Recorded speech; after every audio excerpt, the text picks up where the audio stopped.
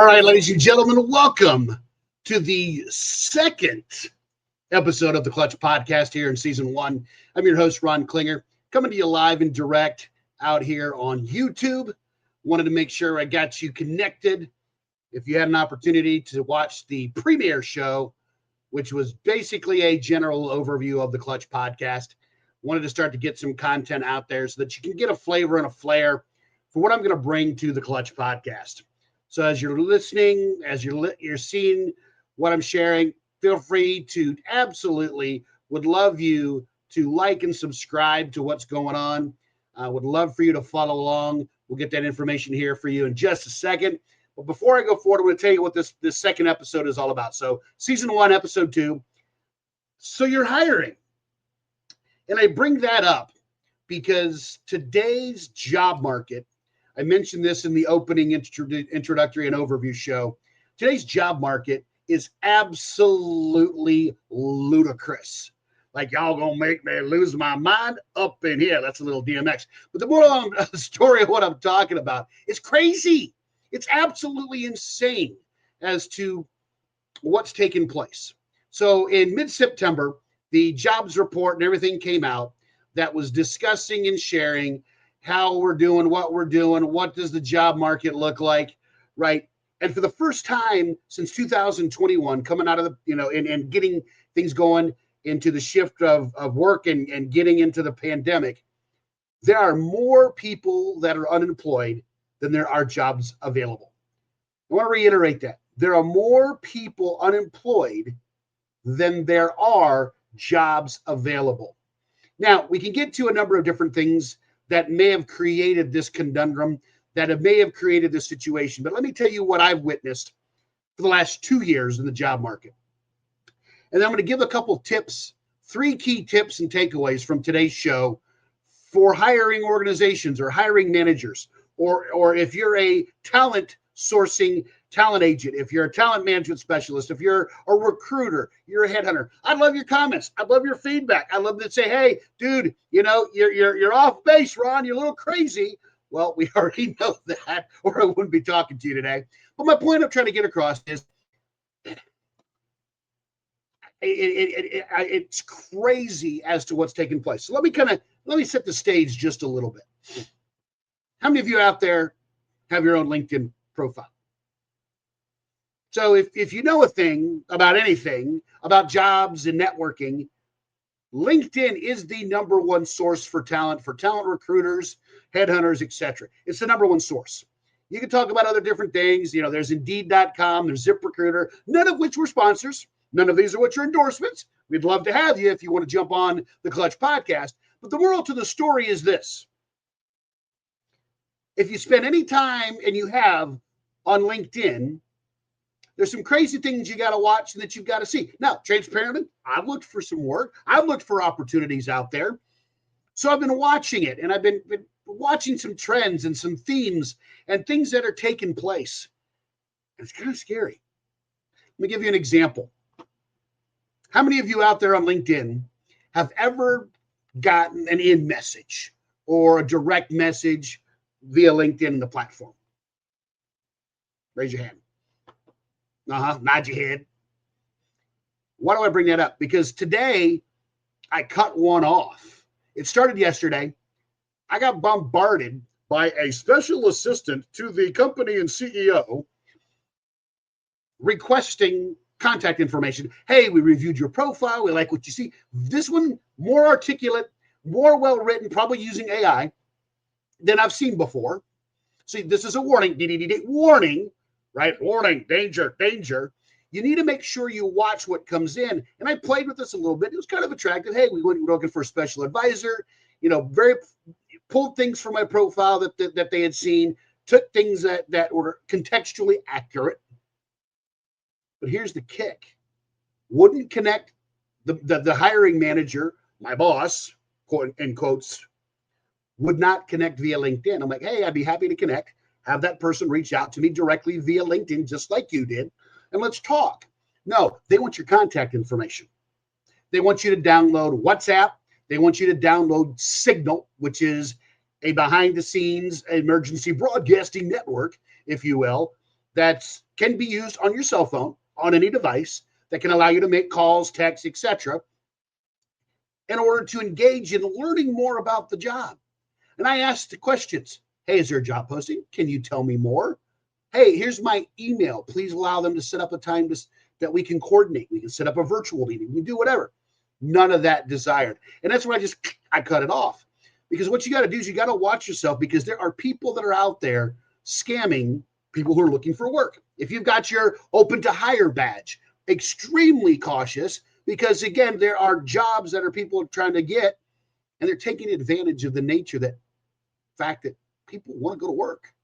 If people are looking for a job, some of these scammers that are out there that you need to be mindful of. So I say all that to say, be careful, watch what you share. Don't share personal information is my personal recommendation. I just did that. I gave a general email address. Hey, please feel free to have them email me a job description, right? Contact information. Didn't want email, only wanted WhatsApp or to use Signal. Like I'm not doing that personally. Okay.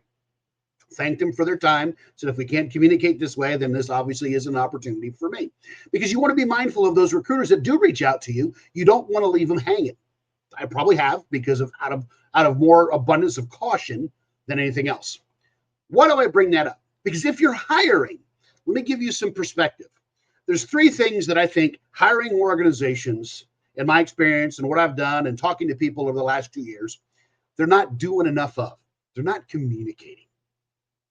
Right? You probably have heard the term ghosting. Holy smokes sausage. Is ghosting in the job world real? Now, it's real on both sides of the equation, candidates and hiring departments and hiring organizations. But let's flip the switch. Let's put hey, we're going to be awesome ambassadors to our organization. I used to manage and lead employment for a large institution. Been involved in staffing, been involved in hiring practices, been involved in training managers, leaders, even faculty members.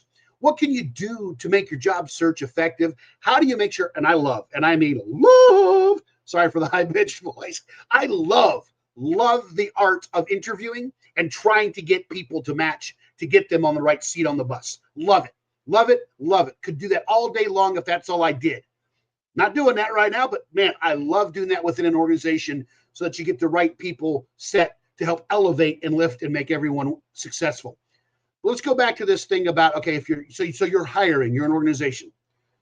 You know, there's three little tiny things that organizations can do in a job posting that they're not doing. And if they're doing it, it's very rare, or they're doing one, but not all three. Let me expand. So if you're a hiring organization, if you're a talent sourcing individual, professional, I would encourage the following three things in every single one of your job posts. Yes, your job posts, right? And I'll explain why. So let's start with the first thing. This is going to turn into a 15-minute monologue. First thing that I highly, highly make sure will be listed, whether you're posting it on LinkedIn, or you're doing it in your own applicant tracking system, your own ATS, whatever you're doing, I would highly encourage you to have the post date listed. When are you putting this position out? When is it going live? Hey, this is the post date. We're posting here, we're seeking, and then fill in your job description. So why does that matter? I can't tell you, myself, and then having conversations with other job seekers, I can't tell you how many times that someone has stumbled across on a job. Oh my gosh, this is great. And for whatever life circumstances they've got, they just found out, wrong time of the day. It's like doom scrolling. Oh, that's a good one. I'll have to apply for that tomorrow. Or that's a great one. I'll get to that this weekend. It's Thursday. I'll apply over the weekend. I got to get through today and tomorrow for whatever's going on. Life happens. You go out, the job's gone. Job's gone. So if you're going to post the job, post the date that it gets posted.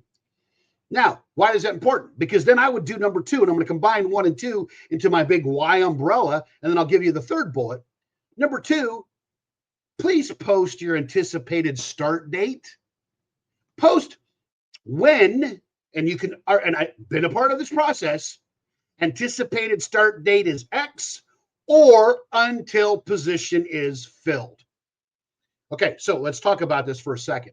One, it helps you if you're doing the hiring. Here's when we posted. Here's when we hire. We want to get someone in that seat started on this date. It lets the candidate know, hey, here's the window of what's taken place, and here's how I can happen. Now, I've talked to some folks already.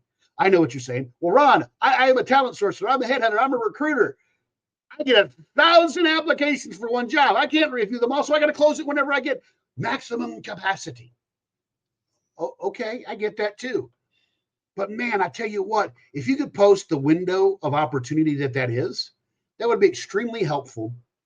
It could be extremely valuable. And I'd love to have the conversation. So if you want to get involved with this, hey, leave a comment below. Which, by the way, if anything is of this value, which I'm sharing, subscribe, share, subscribe. Love it. We'll talk about how to do that here in just a second. Just go out and search on YouTube at The Clutch Podcast.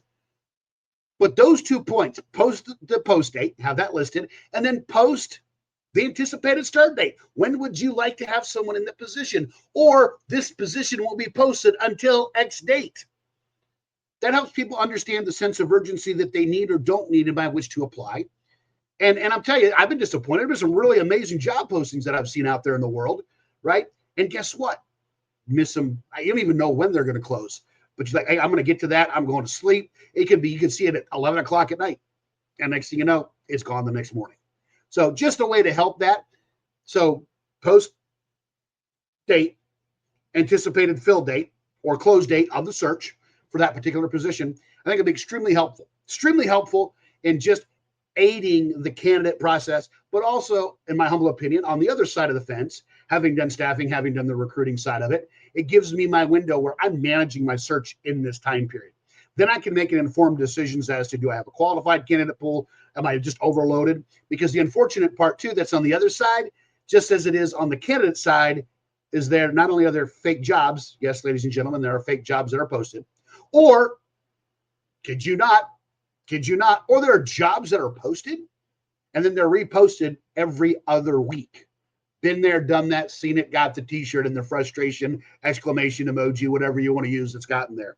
So I say that to say, manage your search within those parameters, start date of when you put it up there, when you hope to have someone in the position, manage the calendar accordingly. The last thing I think that would be extremely helpful, and this is going to be a controversy alert, so here comes a little red whistle.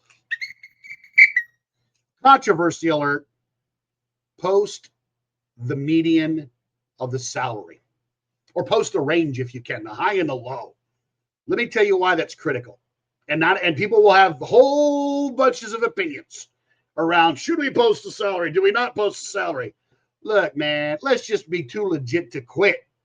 Post either the range or give that median and let everyone else figure out what the range is, so that people who have to survive because they live, they have families, and they have bills, they have responsibilities financially, they cannot afford to go work for a job that won't allow them to sustain or maintain that. Now, beggars can't be choosers at times. You got to take a job, got to do what you got to do.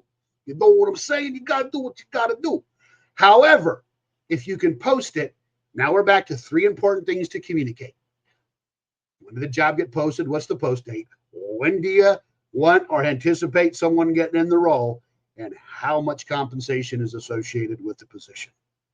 You put those 3 things out there, I have a feeling, unless people are using, other positions and that other software, other websites that, apply for me for any job that has this position in it, or this title, or this keyword.